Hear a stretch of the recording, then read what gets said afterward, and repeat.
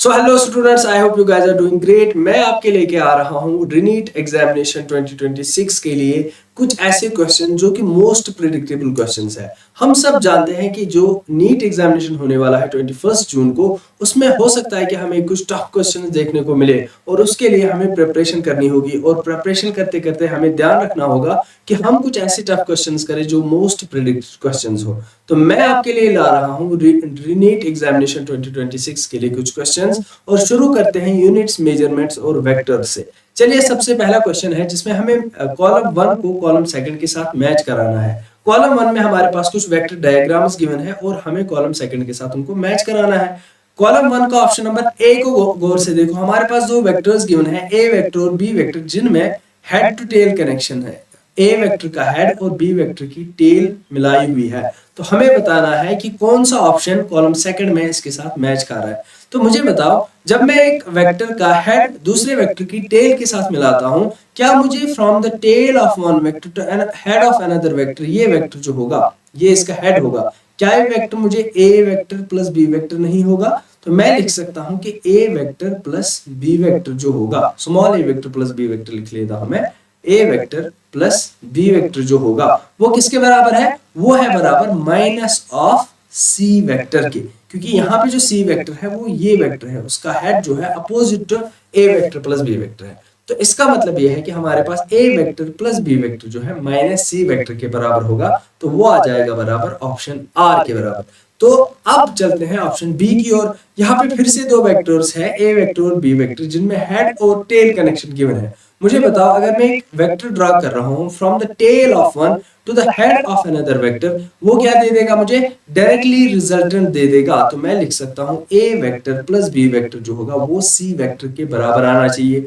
अब मुझे एक बात बताओ, क्या आपको कोई ऑप्शन अभी दिख रहा है मैच खा रहा है A vector plus B vector equals to C vector? बिल्कुल सर, ऑप्शन सी मैच खा रहा है। चलिए ऑप्शन सी की तरफ जाते हैं, जिसमें यहाँ पे हमारे पास दो वेक्टर्स है, सी वेक्टर और बी वेक्टर, जिनमें हेड और टेल कनेक्शन है। यहाँ पे सी वेक्टर का हेड और बी वेक्टर का टेल है, हेड और टेल कनेक्शन है। और from the tail of C to the head of B vector जो है वो है ए वेक्टर। तो हमें पता है ए वेक्टर जो होगा वो हो जाएगा C vector plus B vector. लेकिन अगर आप ऑप्शन पी, क्यू और एस में देखोगे, हमें डायरेक्टली लग रहा है कि कोई ऑप्शन मैच नहीं खा रहा। लेकिन गौर से देखो, क्या मैं लिख सकता हूं कि A vector minus B vector plus C vector जो है वो 0 के बराबर है फ्रॉम दिस इक्वेशन। अब देखो, अब ऑप्शन पी जो है मेरा मैच खा जाएगा ऑप्शन सी के साथ।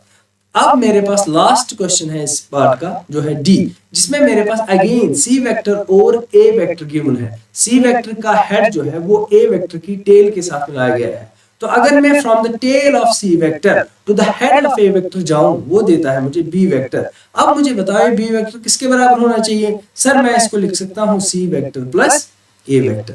लेकिन मुझे ऑप्शंस में ऐसा कुछ नहीं दिख रहा है, लेकिन मुझे एक ऑप्शन दिख रहा है B vector minus C vector equals to A vector. Option Q is the correct answer for this.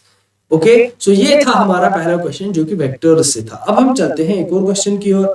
ये क्वेश्चन जो है, इसमें अगेन हमारे पास कॉलम 1 को कॉलम 2 के साथ मिलाना है। आपको पता है कि कॉलम 1 कॉलम 2 टाइप क्वेश्चंस आते रहते हैं आजकल नीट में, तो मैंने सोचा क्यों ना मैं भी एक दो क्वेश्चन डाल ही दूं वेक्टर से। अब देखो, ये हमारे पास ऑप्शन ए है जो कॉलम फर्स्ट में है, और हमारे पास जहां पे एक वेक्टर ए गिवन है, हमें इसको रिजॉल्व करके देखना है कि ये वेक्टर ए किसके बराबर हो जाएगा। तो मुझे बताओ, क्या मैं यहाँ की ओर एक्स एक्सिस की ओर इसका कंपोनेंट लिख सकता हूँ A cos of theta i cap? As simple as that, vector resolution से हम आराम से कर सकते हैं। अब y एक्सिस की ओर क्या आ जाएगा? Minus A sine of theta j cap. तो कुल मिला के बात है ये है कि मेरे पास ए वेक्टर जो आ गया वो किसके बराबर आ गया? Sir A cos of theta i cap plus A sine of theta, और इसके साथ है माइनस जे कैप, क्योंकि डायरेक्शन जो है वो डाउनवर्ड्स है। तो मैं लिख सकता हूं ए वेक्टर को A cos of theta i cap minus A sine of theta j cap के बराबर। देखो कौन सा ऑप्शन मैच खा रहा है? सर ऑप्शन ए जो है इसके साथ मेरे पास कॉलम 2 में से मैच खा रहा है A cos of theta. Option S match खा रहा है। गौर से देखो इस ऑप्शन को, A cos of theta i cap minus A sine of theta j cap. चलिए अब चलते हैं ऑप्शन बी की ओर। ये मेरा ऑप्शन ए था। अब ऑप्शन बी की ओर चलते हैं। फिर से हमारे पास एक वेक्टर है, लेकिन अब ये क्या किया गया है, ये जो वेक्टर है ना, ये y एक्सिस की तरफ थीटा एंगल बना रहा है। तो मुझे बताओ ऊपर की तरफ जो कंपोनेंट होगा वो कितना हो जाएगा sir, a cos of theta j cap आ जाएगा। यहाँ की ओर कितना होगा, a sin of theta i cap हो जाएगा। तो दोनों क्या है, पॉजिटिव है सर। मैं वेक्टर a को अब लिख सकता हूँ, it is a sin of theta i cap plus a cos of theta j cap. अब मुझे बताओ क्या हमारा ऑप्शन बी जो है, डायग्राम बी जो है, क्या वो किसी के साथ कॉलम सेकंड में मैच खा रहा है? दोनों प्लस है, एक sin थीटा i कैप और एक cos थीटा j कैप। तो मेरे पास ऑप्शन पी जो है बी के साथ मैच खा रहा है। ऑप्शन पी को देखो, ऑप्शन पी बता रहा है कि a sin of theta i cap plus a cos of theta j। ठीक, अब हम चलते हैं ऑप्शन सी की ओर। ऑप्शन सी की ओर चलो देखते हैं ऑप्शन सी में क्या गिवन है। फिर से एक वेक्टर है जो कि माइनस एक्स एक्सिस की तरफ बना रहा है थीटा। तो यहाँ की ओर जो कंपोनेंट आ जाएगा रिजोल्व करके वो आ जाएगा minus A cos of theta i cap. ऊपर की तरफ आ जाएगा a sine of theta j cap. तो मैं लिख सकता हूं सर वेक्टर को दो कंपोनेंट्स में, कौन कौन से कंपोनेंट्स में, minus A cos of theta i cap plus A sine of theta j cap. क्या हमारे पास कोई ऑप्शन है जो सी को मैच खा रहा है? इन ऑप्शंस में से minus A cos of theta i cap plus A sine of theta j cap, तो इसमें से क्यू ऑप्शन जो है मैच खा रहा है। ठीक है, यहां तक। अब आगे बढ़ते हैं, इस क्वेश्चन का आखिरी पार्ट जो है वो देखो, वो एक वेक्टर ए है जो कि माइनस वाई एक्सिस की तरफ एंगल बना रहा है। यहाँ की और जो कंपोनेंट होगा वो हो जाएगा a cos of theta minus j cap, और यहाँ की ओर जो कंपोनेंट हो जाएगा minus A sine of theta i cap. तो मुझे जो डी ऑप्शन है उसमें मैं वेक्टर आर को कैसे लिख सकता हूँ? हाँ जी, वेक्टर आर को कैसे लिख सकता हूँ मैं? वेक्टर ए को कैसे लिख सकता हूँ मैं? मेरे पास जो ऑप्शन डी है उसमें वेक्टर ए को कैसे लिख सकता हूँ मैं? सर मैं लिख सकता हूँ it is a cos of theta minus signature के साथ j cap minus A sine of theta i cap. तो मुझे है minus A sine of theta i cap minus A cos of theta i cap. तो मुझे मिल गया कि D का जो करेक्ट आंसर है वो है आर। तो जब मुझे ए का एस मिला, बी का पी मिला, सी का क्यू मिला और डी का आर मिला, तो मुझे पता चला कि मुझे करेक्ट आंसर सारे ऑप्शंस के मिल गए हैं। तो ये one of the easiest question था, कुछ नहीं था। वेक्टर रेजोल्यूशन अगर आपको आता है तो आप इजीली बस देख के ही इस क्वेश्चन को कर सकते हो। ठीक है, आगे बढ़ते हैं हम। चलिए एक और easy question, easy PG question आपके लिए। हमारे पास क्या गिवन है? हमारे पास एक वेक्टर गिवन है, the projection of A vector. हमारे पास एक वेक्टर आर गिवन है, वो किसके बराबर है? सर वो है बराबर 3i cap plus j cap plus 2k cap. ये एक मेरे पास एक वेक्टर है, मुझे बताना है कि इसकी प्रोजेक्शन क्या होगी xy प्लेन में। किसमें? xy प्लेन में। देखो अगर मेरे पास ये x एक्सिस है, let's say this is y axis, और बाहर की तरफ जो है ये बाहर की तरफ ये एक्सिस है, let's say this is z axis. ठीक, अब मेरे पास कोई एक वेक्टर है जो यहाँ पे है। ठीक, उसके पॉइंट्स क्या है? 3, 1 और 2। ठीक है, ये कोई पॉइंट है और ये इसका जो है पोजीशन वेक्टर है, और दिस आर वेक्टर। मुझे इसकी प्रोजेक्शन बतानी है एक्स वाई प्लेन में। मुझे बताओ क्या मैं बोल सकता हूँ इसकी जो प्रोजेक्शन होगी देख के ही हमें पता चलेगा कि प्रोजेक्शन जो होगी वो होगी लेट्स से आर नॉट। ठीक है, वेक्टर वो आ जाएगा 3i कैप प्लस जे कैप। अगर मैं प्रोजेक्शन ढूंढ लूं इसकी एक्स वाई प्लेन में, तो मुझे लेकिन उसका मैग्नीट्यूड चाहिए। ठीक है, मुझे क्वेश्चन में बोला गया है मैग्नीट्यूड दे दो मुझे, तो हम लिखेंगे मैग्नीट्यूड किसके बराबर होगा? सर दो परपेंडिकुलर कंपोनेंट्स है 3 और 1, तो 3 स्क्वायर प्लस 1 स्क्वायर, तो ये आ जाएगा square root of 9 plus 1 that is square root of 10। तो option D is the correct answer. ये बहुत ही इजी पीजी क्वेश्चन था, इसमें ज्यादा आपको दिमाग लगाने की जरूरत नहीं थी, बस मैंने एक इजी क्वेश्चन आपके लिए डाला था। अब जो क्वेश्चन आने वाला है वो इंपॉर्टेंट है। देखो टफ क्वेश्चन इनमें से कोई नहीं है, क्योंकि हमें पता है कि नीट क्वेश्चन ऐसे पूछता है जिनमें कैलकुलेशंस बहुत ही कम हो। तो अगर कैलकुलेशंस कम है तो हमें उसका ख्याल रखना ही पड़ता है। अब देखो एक और क्वेश्चन था, find the component of are vector in the direction of A vector. बस इतना बोला गया है और उसके बाद हमें 4 ऑप्शन हमें दिए गए। अब देखो मुझे बताओ क्या मैं ऐसे लिख सकता हूँ कि let's say this is my A vector, कोई सा भी ए वेक्टर, मुझे नहीं पता कहाँ की ओर है, मैंने जनरल ले लिया। अब मैं एक और वेक्टर ले रहा हूँ यहाँ पे, let's say this is my R vector. ठीक, अब मैं ले लूंगा इनके बीच में एंगल थीटा। अब देखो, आप इस क्वेश्चन को देखो, डायग्राम का यूज करो। मुझे बोला गया है कि find the component of are vector. इस आर वेक्टर का कंपोनेंट देखना है मुझे, कहाँ की ओर? In the direction of A vector. मुझे बताओ क्या इसका कंपोनेंट यहाँ की ओर नहीं होगा? R R cos of theta, लेकिन ये जो है ये बस मैग्नीट्यूड है, याद रख लेना मैग्नीट्यूड है, ठीक है, ये बस मैग्नीट्यूड है। एक और कंपोनेंट कहाँ की ओर होगा इसका, वो परपेंडिकुलर होगा, अगर कभी परपेंडिकुलर पूछा जाए तो वहां पे यूज कर लेना आर साइन ऑफ थीटा, ठीक है, ये वाला कंपोनेंट जो है। लेकिन मुझे पूछा गया है इसका component in the direction of A vector, तो क्या मैं लिख सकता हूँ वो जो कंपोनेंट होगा, वो जो कंपोनेंट होगा उसका मैग्नीट्यूड कितना होगा, sir R cos of theta उसका मैग्नीट्यूड होगा, लेकिन उसकी भी तो डायरेक्शन भी होनी चाहिए, तो वो कितनी होगी ए कैप, कौन सी डायरेक्शन में है, इन the direction of A vector, ठीक है, ए कैप जो है यूनिट वेक्टर है इन the direction of A vector. अब इसको सॉल्व करते हैं इजी पीजी वे में। देखो आर कॉस ऑफ थीटा को मैं लिख सकता हूं it is R vector dot A cap, again A cap is a unit vector, इसका मैग्नीट्यूड 1 है, R vector dot A cap vector जो होगा वो होगा magnitude of R, magnitude of A cap that's 1 cos of theta, वही हो गया are cos theta, और बचा क्या मेरे पास ब्रैकेट के बाहर ए कैप, ठीक है। अब देखो ये ऑलमोस्ट 90% क्वेश्चन सॉल्व हो गए हैं यहाँ पे। अब थोड़ी सी और कैलकुलेशन मुझे बता दो, R vector dot A vector लिख सकता हूं मैं, और ए कैप के बदले भी ए वेक्टर लिखूंगा, लेकिन जो मैंने ए कैप को लिखा है ए वेक्टर, इसको डिवाइड करना पड़ेगा मैग्नीट्यूड ऑफ ए से, इसको भी डिवाइड करना पड़ेगा मैग्नीट्यूड ऑफ ए से। सर आप ये क्यों कर रहे हो कि आप ए कैप को ए वेक्टर में लिख रहे हो, क्योंकि ऑप्शंस में ए वेक्टर है, वहां पे हमें यूनिट वेक्टर्स नहीं है, ठीक है। तो मैं इसका आंसर क्या लिखूंगा फिर, sir it is R vector dot A vector multiplied by A vector divided by magnitude of A square, ठीक। अब देखो इसका जो कंपोनेंट था कौन सा, क्या चाहिए था हमें, कंपोनेंट, ये है component of are vector in A vector direction, ठीक है, इन ए वेक्टर डायरेक्शन। तो वो कितना हो गया, R vector dot A vector, ठीक है, multiplied by A vector divide by A square. तो ऑप्शंस को मैच करोगे तो ऑप्शन ए जो है मेरे पास करेक्ट ऑप्शन है।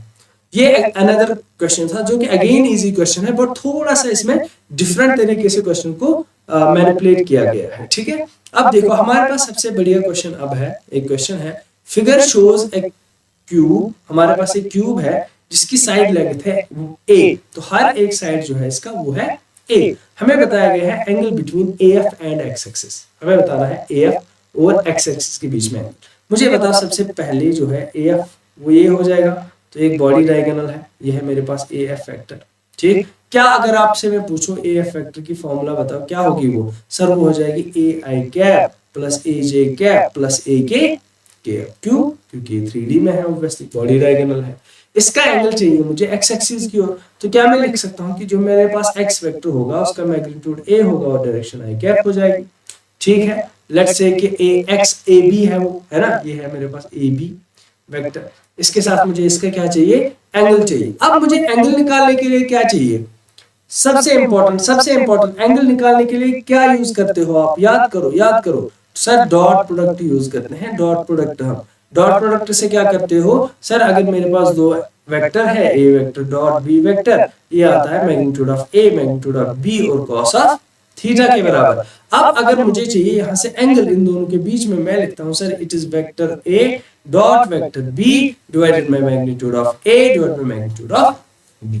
बिल्कुल यही करना है हमें यहाँ पे भी। सबसे पहले क्या निकालेंगे हम, कॉस ऑफ थीटा।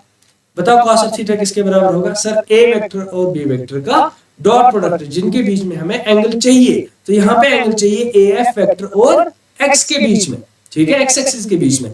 तो डॉट प्रोडक्ट क्या होगा, आई कैप देगा ए स्क्वायर, बाकी जो है वो 0 हो जाएगा, डिवाइडेड बाय सर इन दोनों वेक्टर्स का मैग्नीट्यूड का मल्टीप्लिकेशन। इसका मैग्नीट्यूड कितना हो गया सर, वो है √3 टाइम्स ए। अच्छा, X equals to A i cap जो कि ए बी वेक्टर है, इसका मैग्नीट्यूड कितना है सर, वो है A and A will make a square, वो न्यूमरेटर के साथ कैंसिल हो जाएगा, वो बन जाएगा 1/√3। तो देयरफॉर मुझे बताओ अब थीटा कितना है, it is cos inverse 1/√3, as simple as that. तो ये मुझे मिल गया ए का कौन सा ऑप्शन, ए का मिला मुझे आर, बस ये करना था इसमें।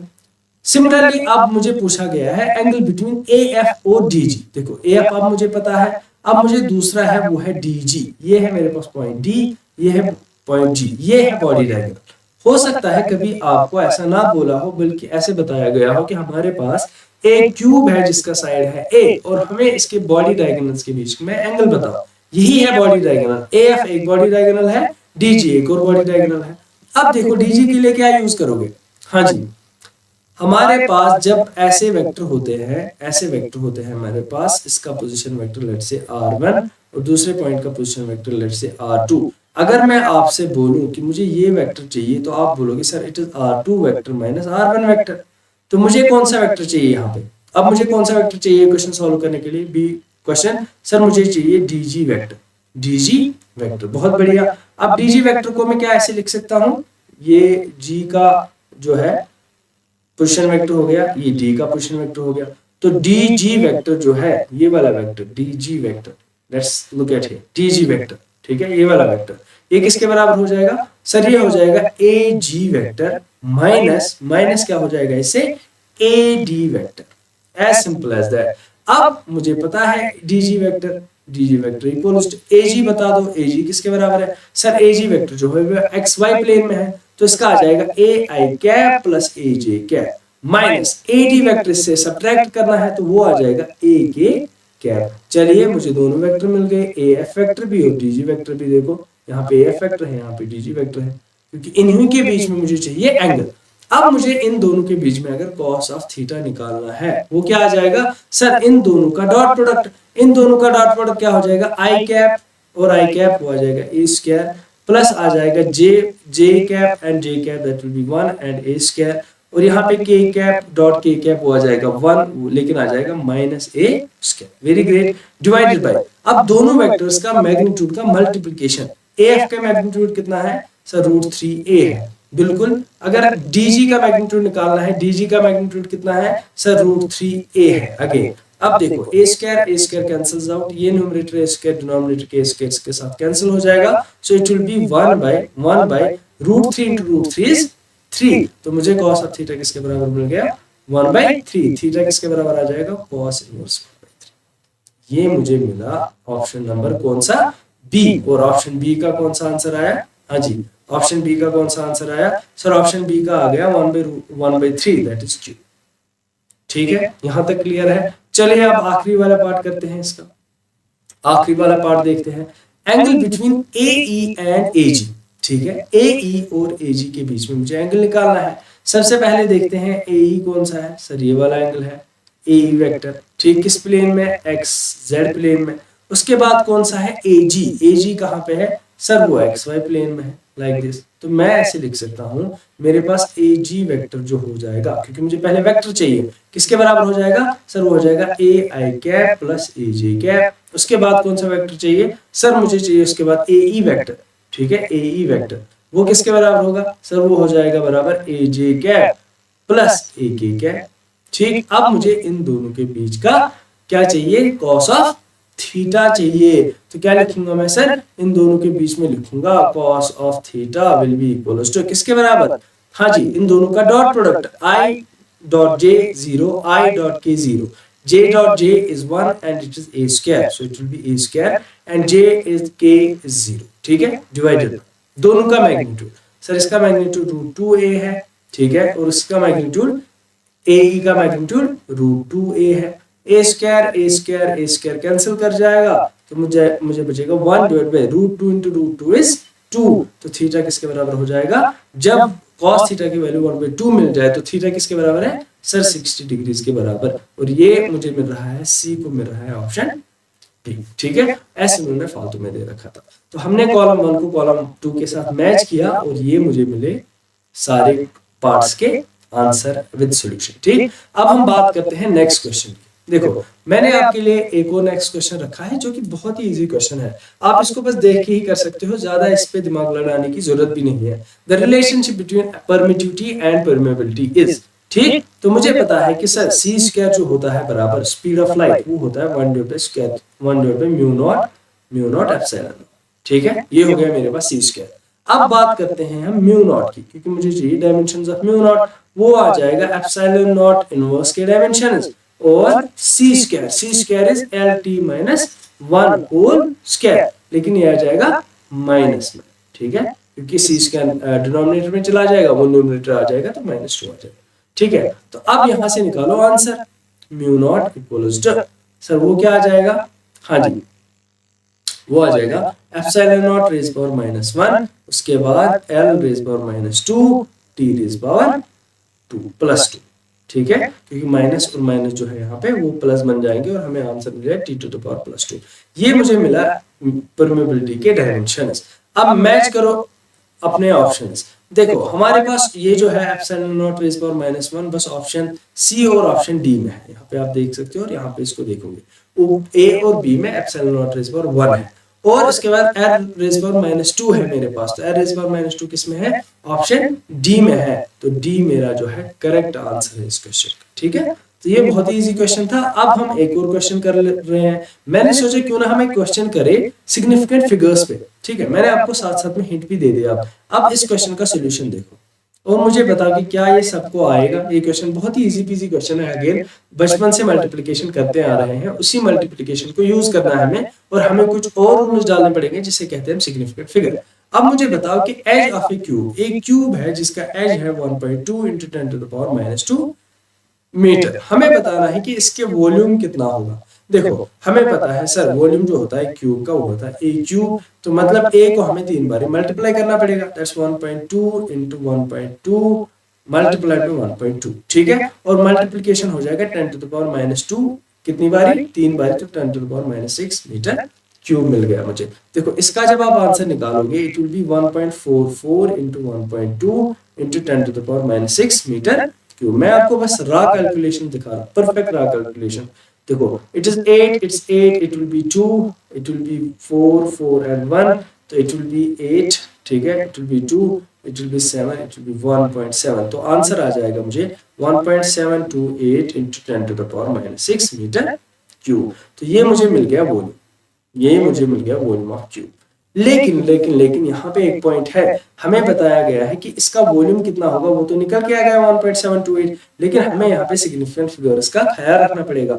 ऑप्शंस है 1.7, 1.70, 1.70 × 10⁻7, 1.78 × 10⁻6, ठीक है। अब मुझे याद करके बताओ कि जब हम मल्टीप्लिकेशन या डिवीजन करते हैं नंबर्स का, जब हम मल्टीप्लिकेशन क्या करते हैं, मल्टीप्लिकेशन या अगर हम डिवीजन करते हैं तो उस टाइम पे सिग्निफिकेंट फिगर्स का क्या होता है सर, उस टाइम पे least number of significant figures देखते हैं हम, ठीक है। अच्छा अगर मैं आपको बोल दूं अगर मेरे पास एडिशन या सब्ट्रैक्शन होता, एडिशन या सब्ट्रैक्शन करता मैं, उस टाइम पे क्या देखते हैं हम, एडिशन या सब्ट्रैक्शन में सर उस टाइम पे देखते हैं least number of decimal places, उस टाइम पे देखते हैं least number of decimal places.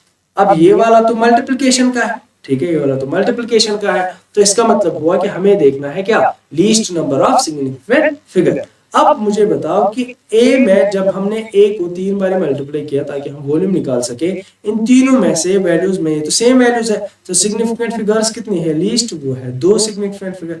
तो आंसर में कितनी सिग्निफिकेंट फिगर होनी चाहिए, आंसर में होनी चाहिए थी कितनी, 2 ही सिग्निफिकेंट फिगर, लेकिन इसमें कितनी सिग्निफिकेंट फिगर्स है, इसमें है हमारे पास 1b, 7b, 2b और 8b, 4 सिग्निफिकेंट फिगर्स जो कि वैलिड नहीं है। तो देयरफॉर वॉल्यूम किसके बराबर होना चाहिए, एक ऐसा वॉल्यूम होना चाहिए जिसमें बस 2 ही सिग्निफिकेंट फिगर हो। सर 1.7 लिख लूं मैं, बिल्कुल लिख लो, ये आ गया मेरा आंसर 1.7 × 10⁻6 मीटर क्यूब, ठीक है। ये बहुत ही इजी क्वेश्चन था। अगर आपको ये पता है कि मल्टीप्लिकेशन और डिवीजन में हम least number of significant figures check करते हैं और एडिशन और सब्ट्रैक्शन में हम least number of decimal places check करते हैं, तो आप इस क्वेश्चन को आराम से सॉल्व कर सकते हो, ठीक है। तो अगला क्वेश्चन है मेरे पास जो कि एक वर्नियर कैलिपर से है। हमें सबको पता है कि वर्नियर कैलिपर से हर एक एग्जाम में क्वेश्चन आता ही रहता है, चाहे वो जेई हो, चाहे वो नीट हो, चाहे वो जेई एडवांस हो, ठीक है। अब अगर हम थोड़ा सा इसको ट्विस्ट करें तो हमें एक अच्छा क्वेश्चन बन सकता है जो कि नीट लेवल का होगा, जो कैलकुलेशन उतनी ज्यादा नहीं होगी,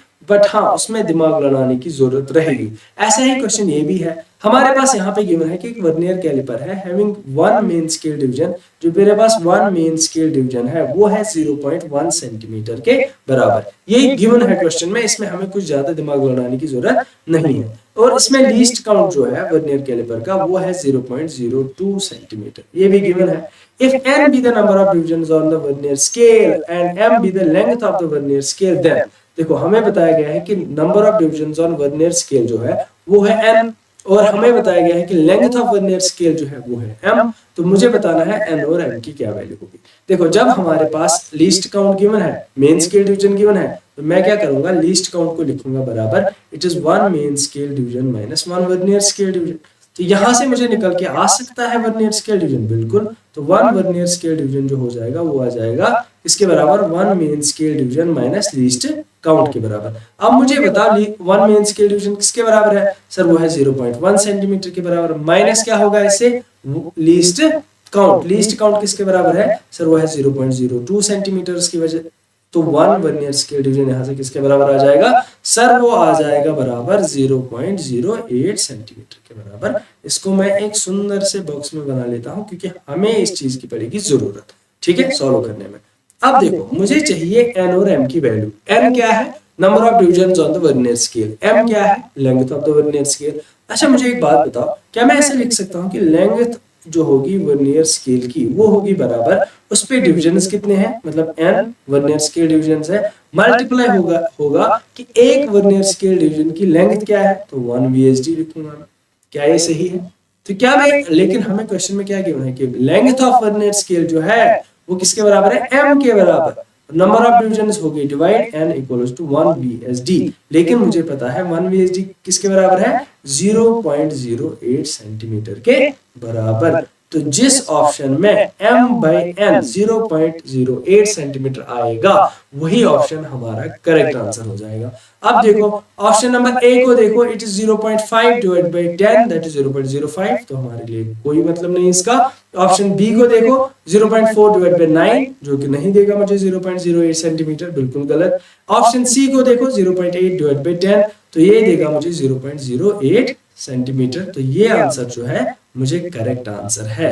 अब आते हैं लास्ट ऑप्शन पे जाके 0.2 डिवाइड बाय 10, तो ये देगा 0.02 जो कि रॉन्ग आंसर है अगेन। तो इस क्वेश्चन का जो आंसर था वो था सी, ठीक है, मतलब कि n उस पे होनी चाहिए, वर्नियर स्केल डिवीजन होनी चाहिए 10 और उसकी जो लेंथ होनी चाहिए वर्नियर स्केल की वो होनी चाहिए 0.8 सेंटीमीटर, ठीक है। तो ये हमारा एक और क्वेश्चन था जो कि बिल्कुल ही बेसिक्स था, हमें सब पता है, हमें ये वाली फॉर्मूला पता है जो हमारे पास मेन फॉर्मूला थी और हम ये भी करेक्टली लिख सकते थे। हमें बस m और n का रेशियो ढूंढना था, वो आना चाहिए था हमारे पास 0.08 सेंटीमीटर के बराबर, जो हमें 1 VSD के बराबर था, 1 वर्नियर स्केल डिवीजन के बराबर। अब हम एक और क्वेश्चन करते हैं जो है स्क्रू गेज पे, ठीक है, ये हमारे पास होता है स्क्रू गेज। अब हमारे पास इस पे एक क्वेश्चन आया हुआ है, the circular scale divisions of shown screw gauge are 50। तो डिविजन्स कितने हैं सर्कुलर स्केल डिविजन्स, वो है 50। if it moves 0.5 mm on the main scale in one rotation, तो मुझे बताइए 0.5 mm क्या है फिर, सर ये तो पिच है, क्योंकि पिच क्या होता है कि ये कितना मूव कर रहा है एक रोटेशन में। तो इसने बोला है क्वेश्चन ने कि it moves 0.5 mm in one rotation, तो ये हो गया पिच। तो मैं लिख सकता हूँ यहाँ पे पिच जो है, पिच जो है वो किसके बराबर है, सर वो है बराबर 0.5 mm के बराबर। Very great. अब next the diameter of the ball is, हमें बताना है जो बॉल इसमें रखी गई है यहाँ पे इसका डायमीटर कितना होगा, ठीक है। तो सबसे पहले हम देखते हैं कि पिच जो है वो है 0.5 mm के बराबर और सर्कुलर स्केल डिविजन्स कितने हैं, सर्कुलर स्केल डिविजन्स कितने हैं, वो है 50। तो मुझे बताओ इसका लीस्ट काउंट निकाल सकोगे, sir least count equals to pitch divided by number of circular scale divisions. तो वो कितने हैं 0.5 mm डिवाइडेड बाय 50, तो कितना हो गया वो 0.01, ठीक है, 0.01। क्या यहाँ तक क्लियर है? तो ये मुझे मिल गया लीस्ट काउंट, लेकिन मुझे लीस्ट काउंट चाहिए नहीं, मुझे चाहिए कि ये डायमीटर जो है इस बॉल का वो कितना हो, ठीक है। इसके लिए मुझे क्या नेक्स्ट करना पड़ेगा, अब मैं देखता हूं इस फिगर की ओर, फिगर 1 को देखो सारे, इसमें जो 0 है सर्कुलर स्केल का वो बिलो है मेन स्केल के, इसका मतलब इसमें है 0 एरर। क्या है? 0 एरर। तो वो 0 एरर कैसे कैलकुलेट करोगे, सर 0 एरर जो होता है, ठीक है, इसमें पॉजिटिव 0 एरर है, वो किसके बराबर आ जाएगा वो 0 एरर, सर कितने डिविजन्स मीट कर रहे हैं, 5th डिवीजन मीट कर रहा है टाइम्स लीस्ट काउंट, वो आ जाएगा 0.05 mm के बराबर, ठीक। ये आ गया मुझे 0 एरर। अब मुझे ये 0 एरर जो है ये मुझे सब्ट्रैक्ट करना पड़ेगा एंड में कैलकुलेशन, ठीक है, ये मैं सब्ट्रैक्ट करूंगा और ये मैं एंड के लिए लिख रहा हूं अभी।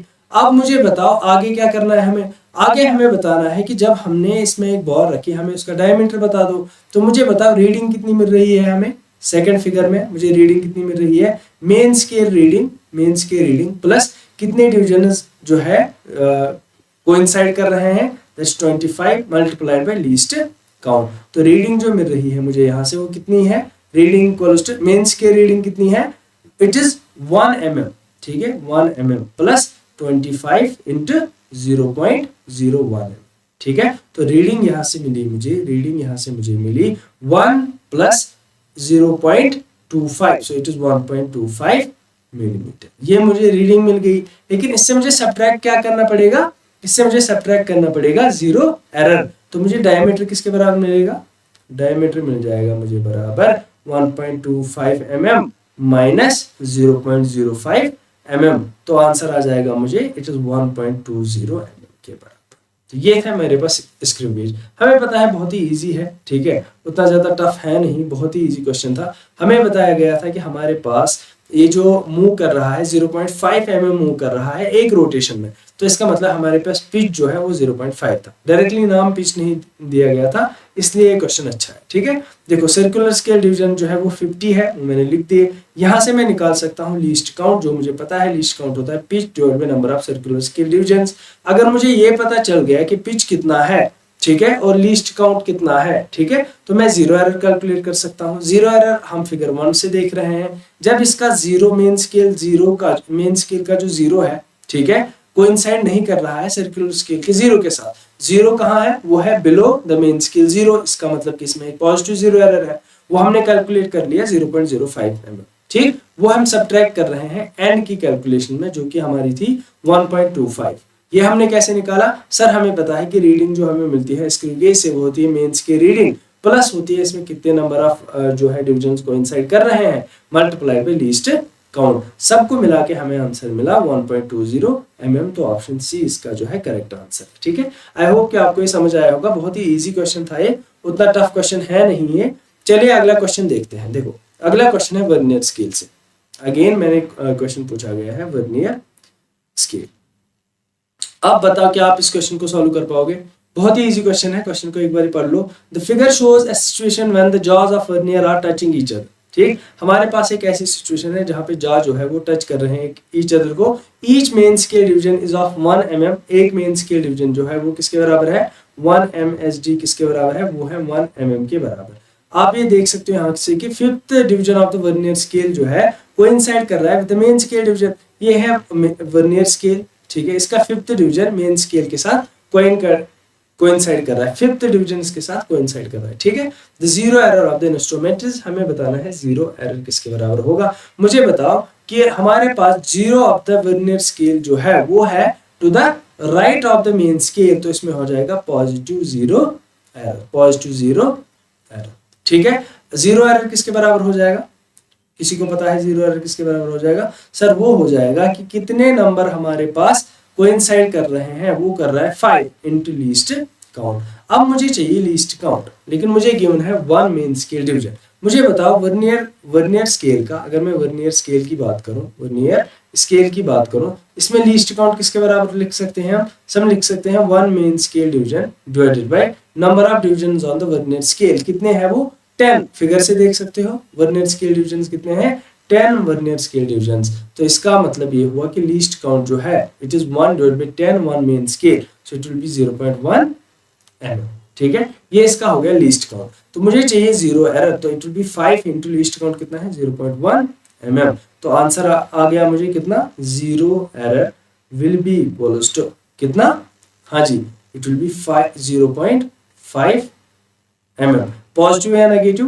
पॉजिटिव, क्यों, क्योंकि पॉजिटिव जीरो एरर है, क्योंकि जो zero of the vernier scale है वो है towards the right of the main scale, ठीक है। तो हमारे पास ऑप्शन बच गया 1 ऑप्शन, तो ऑप्शन ए 1 जो है वो हमारे पास करेक्ट ऑप्शन था इस क्वेश्चन के लिए। देखो कैलकुलेशन जो ये सारी है बहुत कम स्टेप्स में कैलकुलेट कर रहा हूँ मैं, कुछ कैलकुलेशंस रिड्यूस भी कर रहा हूँ ताकि आपको जल्दी जल्दी समझ आ जाए कि ये नीट लेवल का ही क्वेश्चन है। ये भले ही दिखने में बड़ा हो, इमेज इसके साथ हो, बहुत सारी फालतू की इंफॉर्मेशन गिवन हो, बट ये जो है कैलकुलेशन आप बहुत फास्ट कर सकते हो। ठीक है, तो आप ऐसे क्वेश्चंस को ध्यान से करो और ध्यान से समझो ऐसे क्वेश्चंस को। देखो एक इजी पीजी क्वेश्चन रखा है आपके लिए ताकि आप बोर ना फील हो जाए। The respective number of significant figure for the number. इसमें बताओ सिग्निफिकेंट फिगर्स कितने हैं? 1 2 3 4 5। सर इसमें 5 सिग्निफिकेंट फिगर्स है। क्यों है सिग्निफिकेंट फिगर इसमें 5? क्योंकि इसमें एक तो नॉन जीरो ही 4 है, 2 3 2 और 3 नॉन जीरो है। उसके बाद जीरो जो है वो है trapped between two non zero digits. ठीक है, तो इसमें हो गई सिग्निफिकेंट फिगर 5। बात करते हैं एक ऐसे नंबर की जो कि है 0.003। एक तो ये लेस देन 1 है और जीरो जो है वो to the left of the क्या है नॉन जीरो डिजिट, तो इसमें बस एक ही सिग्निफिकेंट फिगर है वो है 3। बात करते हैं एक और नंबर की 2.1 × 10⁻³ सर इसमें जो सिग्निफिकेंट फिगर है वो है 2। तो हमारे पास सिग्निफिकेंट फिगर है 5 फिर 1 फिर 2। आंसर देखोगे तो ऑप्शन 2 जो है मेरे साथ मैच कर रहा है। इसमें सॉल्यूशन लिखने की भी कोई जरूरत नहीं पड़ी मुझे। ठीक है, मैंने आपको क्वेश्चन में ही दिखा दिया क्योंकि बहुत ही इजी क्वेश्चन है। अब बात करते हैं हम एक ऐसे क्वेश्चन की जिससे आपको तीनों मीटर स्केल, स्क्रू गेज और हमारे पास वर्नियर कैलिपर है, तीनों जो है आपको अच्छे से आ जाएंगे। A student measured the length of a rod and wrote it as 0.30। देखो मेरे पास एक रॉड है, ठीक, मैं ही वो स्टूडेंट हूँ, मान लो मेरे पास वो रॉड है और उसकी लेंथ जो मैंने मेजर की है वो है 3.50 सेंटीमीटर। क्या मुझे बता सकते हो जिस स्केल से मैंने मेजर की ये लेंथ उसका लीस्ट काउंट कितना होना चाहिए? सर उसका लीस्ट काउंट होना चाहिए 0.01 सेंटीमीटर। क्यों? क्योंकि आंसर में मुझे जो लेंथ मिली है वो है 3.50 सेंटीमीटर। तो मैंने जहां से ये मेजर की है उसका प्रिसिशन, उसका लीस्ट काउंट जो है वो है 0.01 सेंटीमीटर। ठीक है, which instrument did he use to measure it. हमें बताना है किस इंस्ट्रूमेंट से मैंने इस जो है रॉड को मेजर किया हुआ है। एक स्क्रू गेज है जिसका 100 divisions in the circular scale है और पिच है इसका 1 mm। तो मुझे बताओ इसका लीस्ट काउंट किसके बराबर होगा स्क्रू गेज का? सर इसका होता है pitch divided by number of circular scale divisions. वो कितने इस पे 100 है, पिच कितना है 1 डिवाइड बाय 100, तो वो आ जाएगा 0.01 mm के बराबर। ठीक ठीक है, हमें पता है कि देखो हमारे पास जो लीस्ट काउंट मिला वो है सेंटीमीटर के बराबर, लेकिन ये है mm के बराबर, तो ये हमारा ऑप्शन नहीं है। इसके बाद बात करते हैं हमें screw gauge having 50 divisions in the circular scale and pitch as 1 mm। तो 1 डिवाइड बाय 50 आ जाएगा 0.1, ठीक है, डिवाइड बाय 5, तो वो किसके बराबर आ जाएगा 0.02 के बराबर। बिल्कुल गलत। उसके बाद बात करते हैं मीटर स्केल की। मीटर स्केल का लीस्ट काउंट कितना होता है? 1 mm होता है। ठीक है, बिल्कुल गलत ऑप्शन। उसके बाद ऑप्शन डी है, एक वर्नियर स्केल है where 10 divisions in the vernier scale match with the 9 divisions in the main scale। तो 10 वर्नियर स्केल डिवीजन जो है वो 9 मेन स्केल डिविजन्स के बराबर पुट करोगे। यहाँ से निकालोगे क्या? यहाँ से निकालोगे 1 वर्नियर स्केल डिवीजन, वो आ जाएगा 9/10 मेन स्केल डिवीजन के बराबर। आगे पढ़ो इस क्वेश्चन को। एंड मेन स्केल है 10 डिविजन्स इन 1 सेंटीमीटर।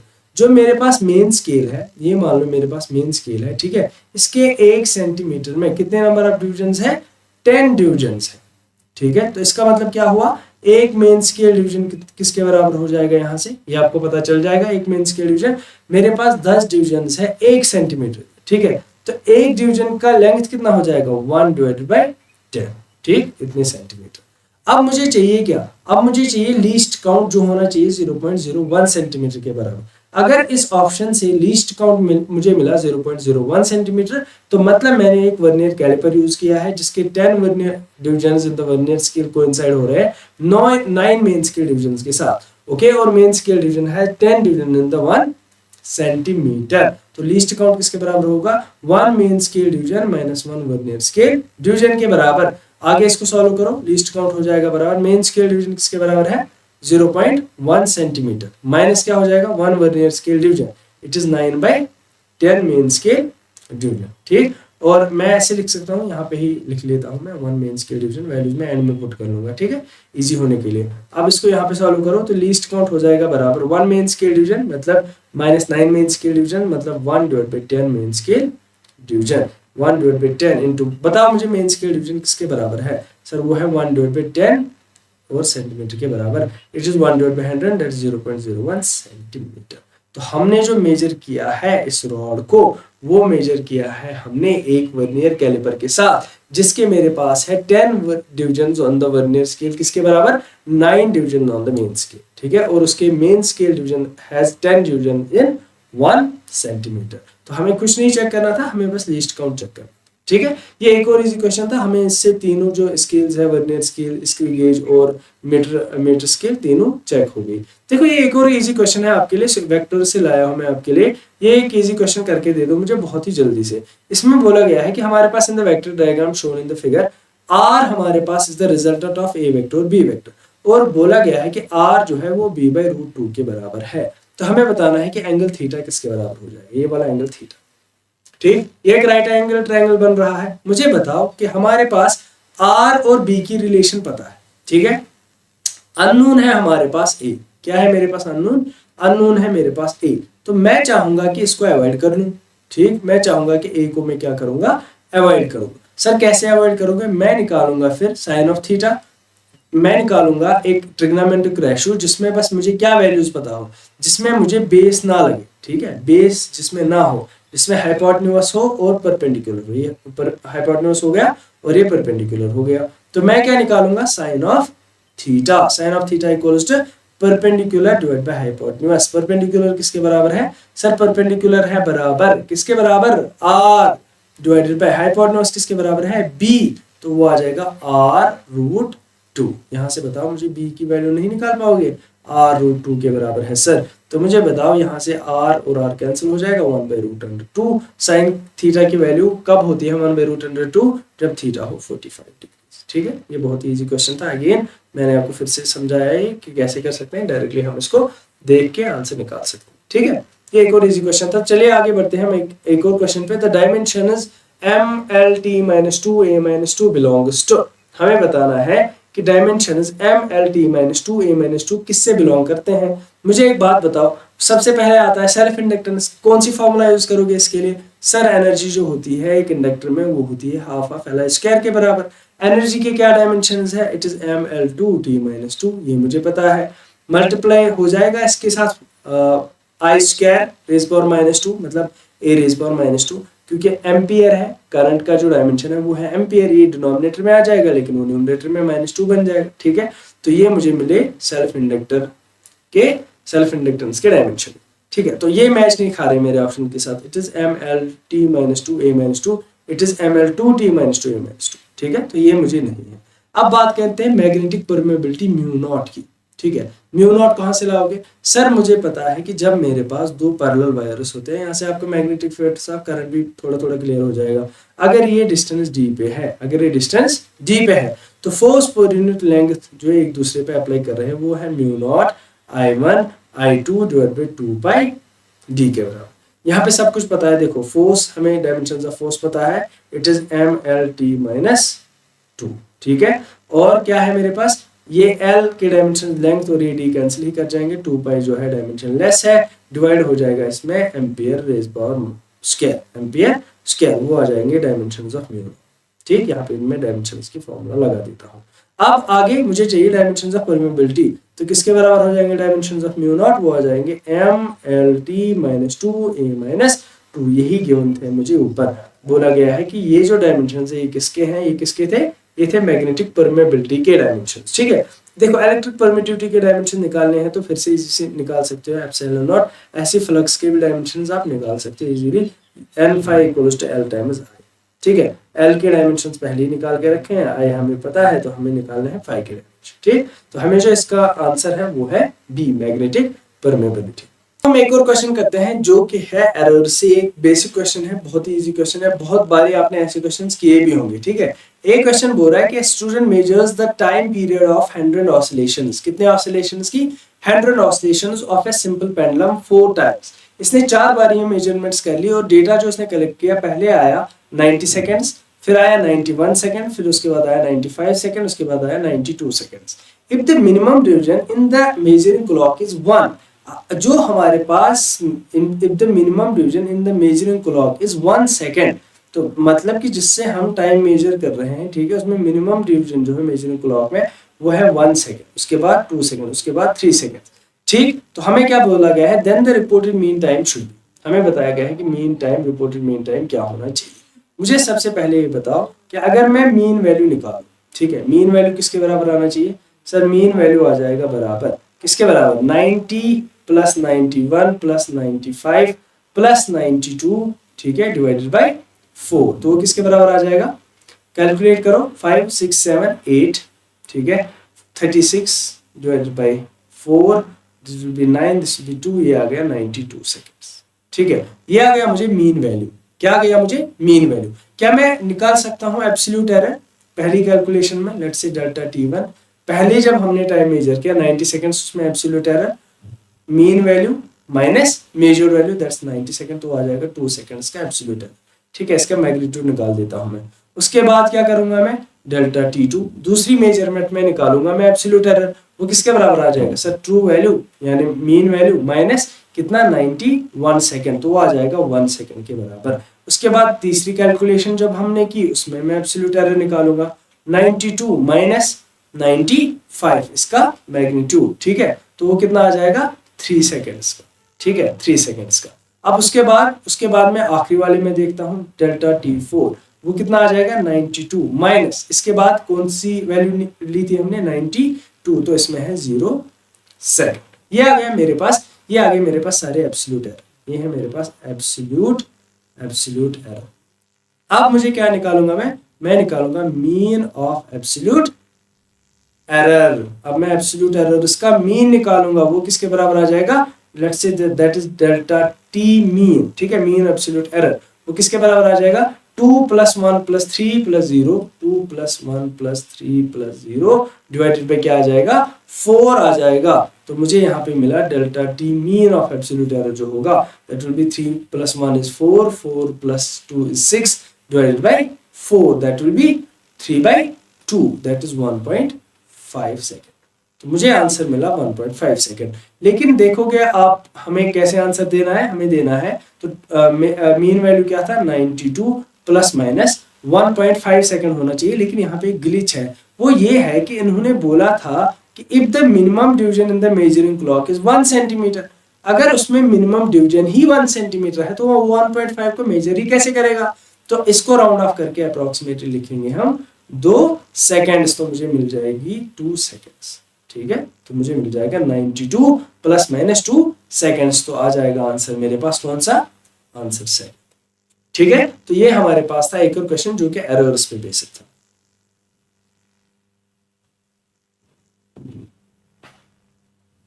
अब एक और क्वेश्चन है मेरे पास जो कि वेक्टर्स से है। 3 forces F1, F2, F3 are represented as shown in the figure। Figure में F1, F2, F3 गिवन है, लेकिन बोला गया है कि F1 का मैग्नीट्यूड F2 के मैग्नीट्यूड के बराबर है और वो F3 के मैग्नीट्यूड के बराबर है, और मैं उसको ले लूंगा let's say that is F, ठीक है। ये इंपॉर्टेंट याद रखना कि ये F है मेरे लिए, क्यों, क्योंकि each of them is of equal magnitude, मतलब F1 का मैग्नीट्यूड, F2 का मैग्नीट्यूड, F3 का मैग्नीट्यूड सेम है, and let's take that F। अब मुझे कॉम्बिनेशन ऑफ कॉलम 1 से मैच करके लिस्ट 1 से मैच करना है लिस्ट सेकंड में। लिस्ट 1 में मुझे पहले गिवन है कि अगर मेरे पास 3 वेक्टर्स का सम है, इन तीनों वेक्टर्स का सम है, तो मुझे बताओ कि वो कौन सी डायरेक्शन में होगा, और डायरेक्शन नीचे गिवन, ठीक है। उसको आप इजीली ही कर सकते हो। देखो मेरे पास है vector A1 F1 plus F2, ठीक, F1 इस डायरेक्शन में है और F2 मेरे पास इस डायरेक्शन में है, और प्लस F3, तो मुझे बताओ ये हो जाएगा F1 F2 plus F3, F2 plus F3 vector हो जाएगा, ठीक है।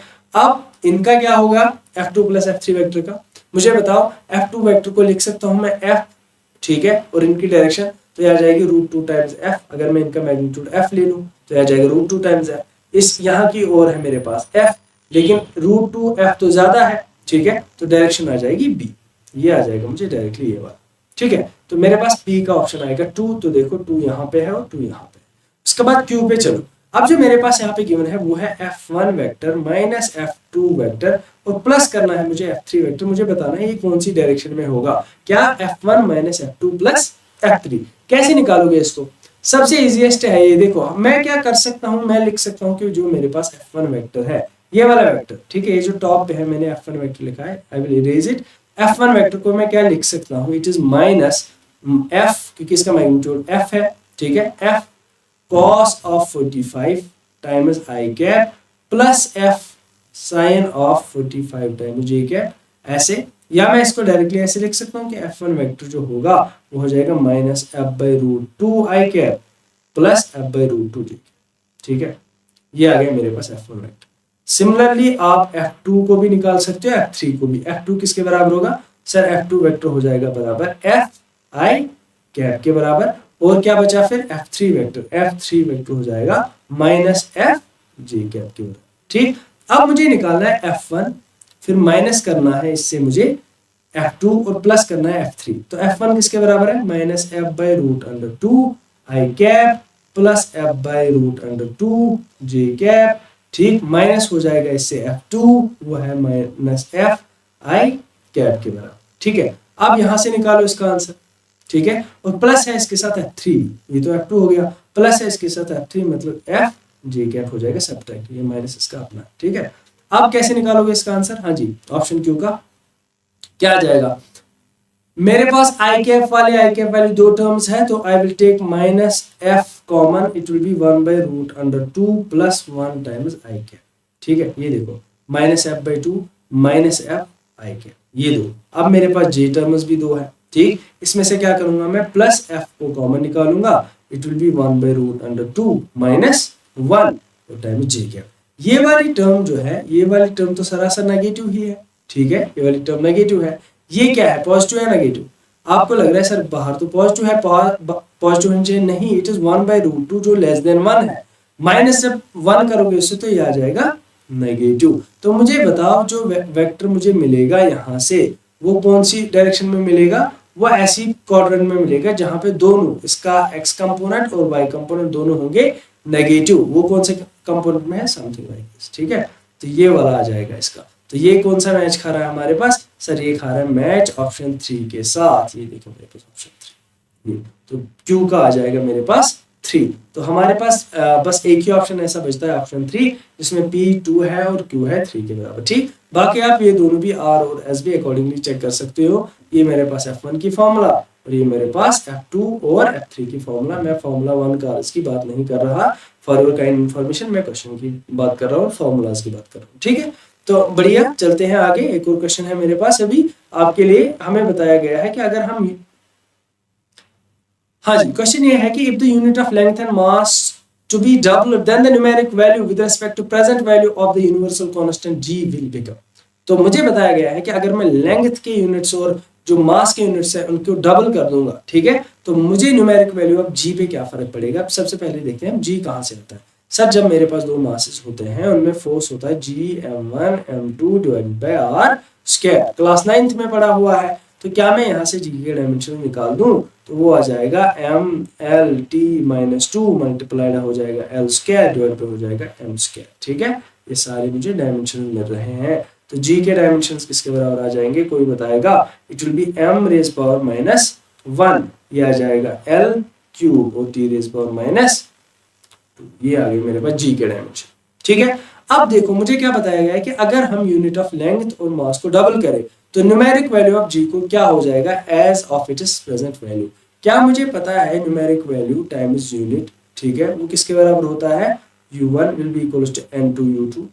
क्या वो ऐसे इसी के बराबर होता है? क्या मैं यहाँ से लिख सकता हूँ देयरफॉर मुझे न्यूमेरिक वैल्यू चाहिए N2, वो किसके बराबर हो जाएगा? N1 पहले जो इसका न्यूमेरिक वैल्यू था, और वो हो जाएगा यूनिट 1 डिवाइड बाय यूनिट 2, वो किसके बराबर आ जाएगा? m1 by m2 whole raised power minus 1, l1 by l2 whole raised power 3 is t1 by t2 whole raised power minus 2 के बराबर।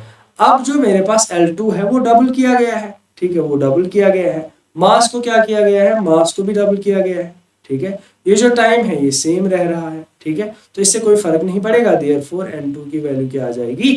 n2 की वैल्यू आ जाएगी पहले जो इसकी वैल्यू थी m1 by m2 आ जाएगा 1 by 2 whole raise power minus 1 multiply हो जाएगा 1 by 2, ठीक है, होल क्यूब, और ये आ जाएगा 1 रेज पावर माइनस 2। तो n2 की क्या वैल्यू आ जाएगी? n1 टाइम्स 2 की पावर 1 by 2 की पावर माइनस 1 है, ये न्यूमरेटर में चला जाएगा तो 2 बन जाएगा। ठीक है, मल्टीप्लाई हो जाएगा 1 by 2 की पावर है क्यूब, तो ये आ जाएगा 1 डिवाइड बाय 8/1।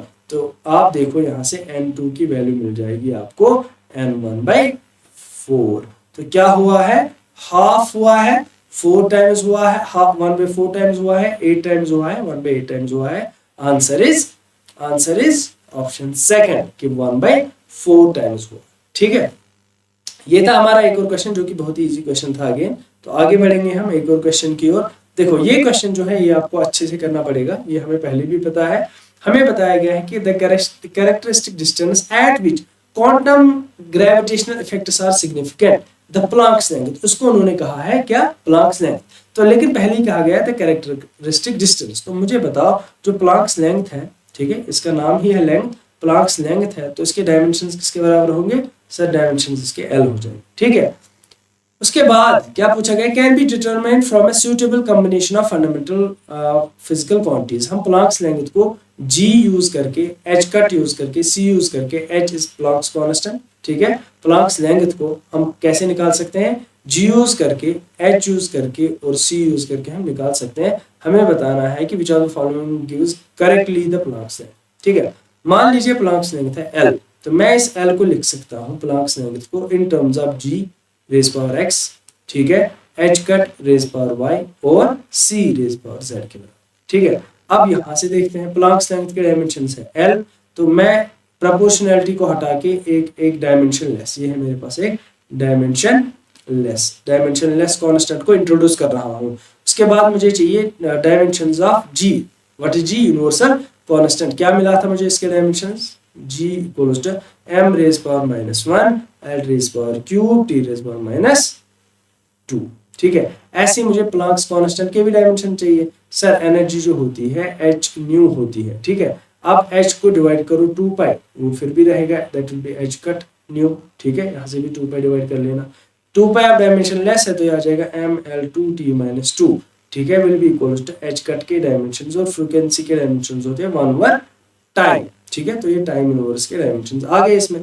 तो एच कट के डायमेंशंस क्या हो जाएंगे, सो आ जाएंगे M L 2 T minus 2 divided by T raise power minus 1।